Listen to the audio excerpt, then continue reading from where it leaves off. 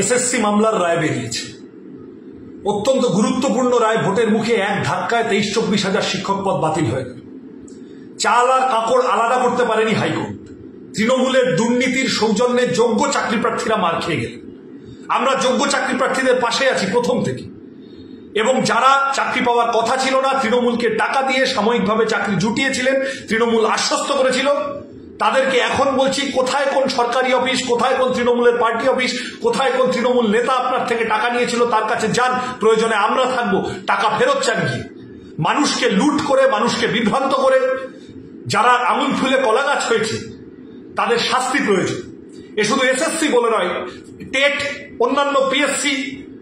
যাদবপুরের তৃণমূল প্রার্থী টেটে নাম জড়িয়েছে, কেন্দ্রীয় তদন্তকারী সংস্থা একবার ডাকলো, গেলেন, পরের বার ডাকলো, গেলেন না, কেউ কিছু বলল না। তার মানে কি সেটিং করলো? কোন সেটিং এর বরাত হয়, কোন সেটিং এর ভরসায় তৃণমূল এই দুর্নীতি করে গেছে এতদিন? আমরা এগুলোর জবাব চাই, দুর্নীতিগ্রস্তদের শাস্তি চাই। যারা যারা চাকরি চুরিতে নাম জড়িয়েছে, হয় জেলে যাবে, নয় বিজেপিতে যাবে। বিজেপিতে গিয়ে পার পাবে না, জেলে পাঠানোর জন্য লাল ঝান্ডা আছে।